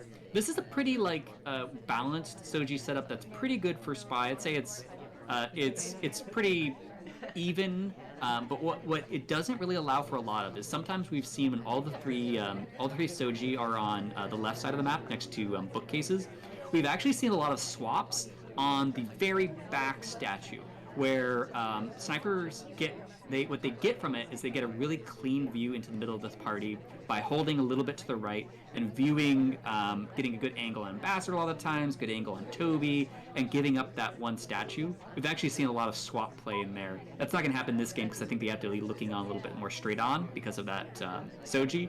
But it's been cool to see players adapt to some of the what were prior just considered very weak Soji setups. This has been such a slow game from Rav. The whole time you were giving an explanation, nothing was happening. We're just going out here for our second flirt to 85%, but with 1 minute and 30 left to play, timer's starting to become a proper issue. Yeah, that's actually a really good point. Basically, if you're not getting a flirt in between the start and the start and the end of one of my rants, you're playing too slow. And also, so big note here is Koopa has shown the ability to be patient as Sniper. So one of the things that can be said in favor of playing really slowly on Tayen is sometimes just not really doing much to make yourself a suspect, just get somebody else shot, because just people get panicky on Tayen and shoot people. But that's probably not going to be the case for Koopa, who's been really patient so far. Our the other twin, our non-seduction target twin, Bling, has been moving around a lot this game and talking a lot. And I think Rob has picked up on this and is going to go contact right next to them. It was very interesting to see the double agent dropped into our conversation earlier, and instead of taking it, we just bailed. That's a purloin! That's a white purloin! Shot comes off, Koopa's on top of things. That is not the action test you want to miss. Yeah, and it's interesting because Rob very consciously chooses to do this purloin at the beginning of the chain. So White had just taken. So sometimes there's this natural point at which, especially if there's been a few rejects in a row. So I'm actually curious to see if there was a reject before that one. It looks like drink take. Trying to find the next one. Oh, it was us. We would have been the other reject. Was the reject before that? Yeah, we were the other reject. So. That's actually hilarious. Do we request that drink? Dude, that is actually fascinating. I'm actually really into this. So sorry because I'm gonna delay this for just a second to get into this next game. We create our own chain. It's only a chain of 1. We go over next to the person that ends up taking a drink, but there's nothing there to take. That often creates a reset point for the sniper to be like, okay, I've cleared Purloin, now I can look at the rest of the map. And in that moment, we actually go for what we would hope for would be a reject, and that we could go undetected because it happens right after the sniper has an opportunity to breathe for a second, look at the rest of the map. So actually very intelligent play, I think, if my theory is correct, but Koopa just all over it. Let's get on to the next one. Koopa getting ready to hop into the Spy side versus Rob Sniper in 3, 2, 1, playing it. So Koopa here, Really, I would really like to see something where we try to get a civ shot. I want to say, have we had? We did have a civ shot. We had a civ shot on Duke on Redwoods, so we've had at least one civ shot. Because this might be another spot where sometimes Rav takes a few more civ shots than he needs, and so this could be a great opportunity for that. But so far, nothing's really happening. Slow starts on KN are absolutely workable. There's a briefcase, actually. This is... Usually you can get prints done fairly inconspicuously on this venue because it's so packed in that the ambassador's always moving around. But yeah, let's take a briefcase. That's fine. One of the weird things about Taeyin that some players use a lot of, I know this, but I don't ever use it in my sniper play, is that briefcase prints are really awkward on this map because Ambassador is often not inside of return briefcase range, right? So like, let's say if Ambassador didn't go to window before then and just went to that conversation circle, went to green bookcase, during none of those points I think they'd be out of the range in which return. So this is a completely innocent briefcase. Illegal. Yes. And so also, that, you already took that briefcase. Oh, but he dropped down though. So so I actually don't know. That felt wrong to me. But I'm very curious if there's some kind of like deep knowledge there, because that felt like that was too close to the ambassador. But sometimes if they leave and they come back, there might be a reset. Rav at first considers it suspicious, and then seems to realize there's no print on that briefcase. So we touched that briefcase twice, which is very interesting. We're the person that removed the print from that briefcase. Yeah. Okay, Martini confirms it's mega illegal. You're correct on that. Minute and 30 to play. We're eyeing up our third flirt here in conversation with the double agent as well. No mission completions. We do have the one print. We do have the two flirts. This is the contact coming off. So something I really like about this now, though, is because we got a flash on Smallman though. We got a minute left. So okay, they're talking right now. They've chosen not to shoot, so they have to talk at least once more, I think, before they're going to be doing anything. I don't think that Koopa has a good reason to think that Smallman might be actually really suspicious here. So I don't think we're going to try to do anything. Oh my God, if this offer goes around, okay, if this gets around to rejects. Smallman, I'm gonna freak out. Text reject. Come on, reject text. Oh no, he's taking. There's the take. List is gone. He's freaking out. Rob doesn't know what to do because the take happened and he was sure of Smallman. Smallman was absolutely in that chain. Oh, was he? Yeah, he was, because he rejected, and then it was us, and we rejected. Oh, you're right. That's right, because it came right after the thing. I thought that Smallman couldn't have been that chain because we got an offer. Was that enough time for us to get cleaned? I'm shocked, because usually there wouldn't be another offer to a person unless it's been, I forget what amount of time. I just want to say 45 seconds because that makes it easy, but I don't think it actually is, because when was the first offer? So the first offer comes at 1:13. The next offer comes at, I guess that's enough time. That is fantastic. So the first time we think it's Smallman because there's a contact right before it. So oftentimes right before the offer, that's the contact, and then you have the purloin that happens right afterwards. So it lines up super well for it to be a reject by Smallman. And then the big moment there is that Salmon, I don't think actually Salmon rejects. I think Salmon just leaves. Actually, I think so too. Yeah, and then we get two more rejects, and that chain just works out perfectly to come back to us. And wonderful play by Koopa. And now Koopa has a 2-game lead on Rav. I don't even remember what maps we have left because we played so many. It's pub, and then it's one more after that. Aquarium. We're ending with sharks. Oh my God, we're ending with sharks. Okay. If Koopa sweeps pub, then it'll be over.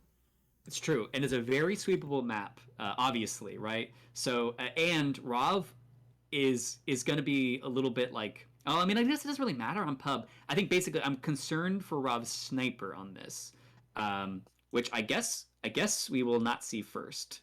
just jump into it. There's nothing really to say about this. This map is crazy. Any 3 of 7 pub is absolutely wild, and I'm really excited to see it.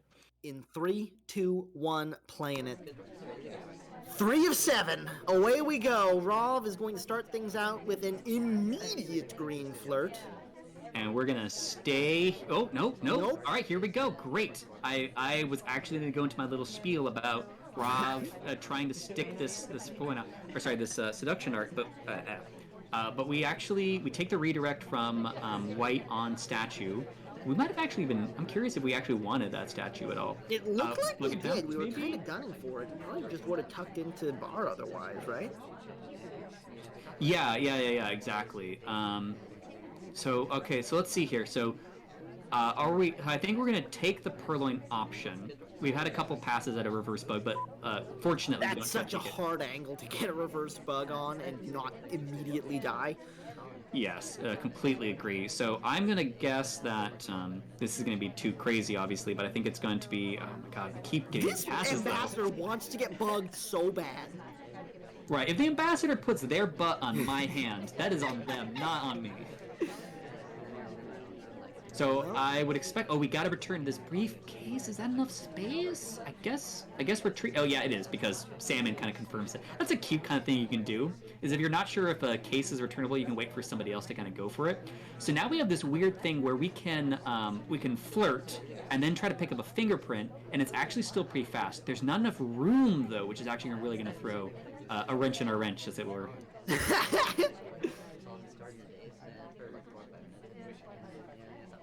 The time is starting to tick down as well. Back in the conversation we go. Would really like to hit this green test, like really very much. We do not hit the green test. It's 84%. We are still in conversation with the double agent, but time is ticking in a big way. Indeed, and oh, what are we doing here? Are we just gonna buy ourselves time? No, we're gonna go to statue. So it seems like we want to do a quiet game, which, by the way, should set alarm bells off. Oh no, there's a fingerprint here. We can do everything right here if we want. Are we gonna swap? Oh my god, this would be nuts. Okay, no. I think that's the right decision. 20 seconds is not a lot of seconds, but it's enough. Yeah, I was wondering why we were booking for that statue so much, and it did drop that. Oh, of course it dropped the fingerprint, and that was one of the passes that it took. 12. We missed time. We missed time. Banana bread. Oh my god, we got this priority. Oh my god, if Rov loses this game. Koopa, is he going to catch it? 2 seconds. He zooms in. The shot comes off just barely in time. Oh. If Rov had not gotten action priority, he would have won that game. Oh my god, that is honestly, even though okay, we could be straight up with the narrative. I think everybody here was kind of pulling for Koopa to take a lead because we expected Rov to potentially have like a huge comeback thing. I actually was a little pulling for Rov at this point. I want to see balcony. That's my bias right now. And so I'm actually a little gutted for Rov because Rov's actual play there was great, except if we just hit that action priority. And like the thing is, like when I say action priority, sometimes we say action priority in a way that means, oh wait, no, we did get, actually we might have gotten action priority. I was gonna forgive it. We did, because I was gonna say if we went into that conversation circle and we just messed up and we hit fake, that's on Rov. But I think double agent leaves right before, which changes the action priorities. I think the rotation on that. Let's see. So I think we're expecting. Well, actually, maybe not. I can't tell if we would have been in conversation or not. Before, if whether or not we have to scroll past contact in that situation. Anyways, it ends up being just like this fantastic little moment there.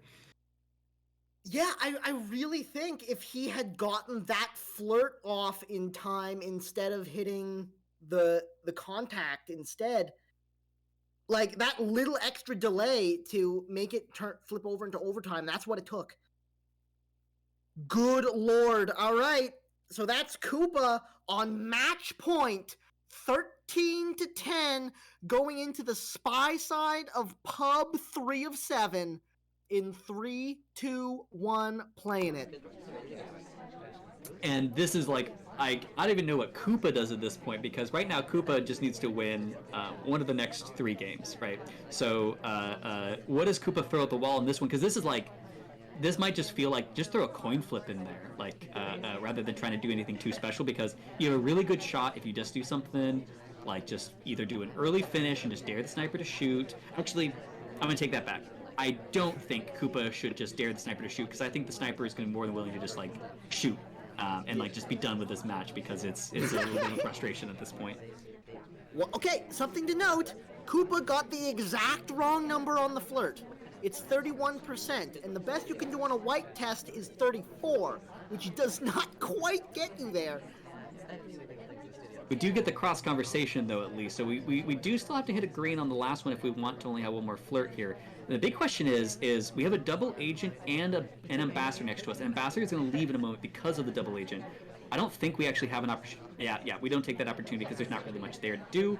And we leave double agent. We choose not to actually go for a contact here, which is definitely indicating that we're going to be slowing down a little bit and just seeing if... Difficult print, though. It's true. The difficult print, so that's fingerprint in pocket, and often that's a little bit less suspicious of a fingerprint because you have to hit the green test to do it. So 54% on the flirt. That should still be in range if he hits the green test, but it's going to be tight. It wasn't in range. It's 98%. It's okay. We've got time. There's still a minute to play. And we only have a couple of highlights, or sorry, 3. We do have 3 highlights. So okay, we're gonna be a little bit concerned here that their shot could come up, but there's been no banana bread, which is gonna be the big indicator of a shot, other than, of course, say a purloin. We're not gonna take it direct here. We did just grab that delegate with the fingerprint on it. Oh, that's safety off. That's the shot. Rob stays alive for now. We've got one more venue to get through, and the big test is this goddamn shark. Okay. Does Koopa risk permanent infamy and go for a shark walk? Hell yes. I mean, I'm the thing. Of the 2 scenarios, this is just before we go into this extremely exciting finish right here. Of the 2 scenarios, I think it's more likely that Rob shoots for a shark walk setup than Koopa actually does the shark walk. I mean, we'll have to get through Rob's thing first. Rob can shark walk and have total honor, right? Which seems unfair, right? That they're going first. I feel like if Rob shark walks right now, there won't be any controversy. I think it's like they're down, they gotta win, they can do anything they want. Koopa shark walking for the win. I'm really there could be so much potential here. It's high drama in the best possible way. Rav, on the spy side of Aquarium, needs both the wins to force overtime. Let's see how this plays out in 3, 2, 1, playing it. This shark is bulletproof, by the way. You literally cannot physically shoot someone who is behind this shark. Yes, and it's a great point, because it's unlike the pillars in the library and a few other objects. I actually don't know the full list of objects that are bulletproof or not, but it's not always obvious which ones are. So absolutely correct you. If the spy is behind shark, they are absolutely invincible unless you can see one of their little toes or a little piece of their hair. But yeah, I mean, I'll straight up. I want Rob to win this game because I really wanted to come back down to this last final game on here. So I'm 100% biased in Rob's favor on this one. But so far, we're really taking our time. Yeah, Rob is playing this slow, trying to dodge as much suspicion as possible so he can set up something crazy for the end of this. Is usually how this goes. Selection target, what was that? What was that? They're gonna go right back to that is it's unfortunate. I don't know. Rob seems also maybe be confused. Rob was nodding and then shaking because what does this mean for the seduction target? Like, here's the one thing I could say that could be a potential thing is if it was a spy trying to block a green swap. That could be it. I don't think we're going to risk our tournament on that, though. But that's a fun possibility. If this is casuals, I think we might toss that in there. But But yeah, we're gonna get a cross conversation flirt, but it's not gonna be for much. We're so far. No, it's literally the worst possible flirt. Honestly, if I saw a character do what the selection target just did there, I would just lowlight them. No spy would do that. Yeah, because we were so far away from the statue, and like obviously something happened that made them redirect, right? But they were so far away from everything that it's just like, no spy would even think to redirect at that point, probably. It's just a really awkward spot to redirect, and then go back to the exact same position. Very unlikely scenario, so we'll see how that works out. We do get to 49, so luckily there. 49% is a good number. If you get real snuggly with your seduction target, you can hit 51 on a green flirt. But man, oh man, the time is not looking good for Rov. And I will say, luckily, I think both of these players are going to feel good about this, no matter what happens, because it's not like Rob just had a completely off day and just like got stomped, and it was just like an unfortunate thing. It's still gonna look very good for them. And of course, Koopa is going to come away with their head held high, regardless of the outcome. They played fantastic versus some stiff competition here, and we're just blessed to have this kind of play right now. We're coming right back into this conversation circle. I think we need to. We're just low on time. We do get the close green. 1 minute to play, 3 missions to do. We do have a delegate in pocket, though, so that could be something. And we have highlights on either side of us. I think we're closer to the end the of red. twin. There's the contact. Unfortunately, section target stepped away an instant too soon, and we're able to get low lit instead of getting the banana split there. 40 seconds, that's 2 missions completed. The delegate has been sent. The delegate's been sent.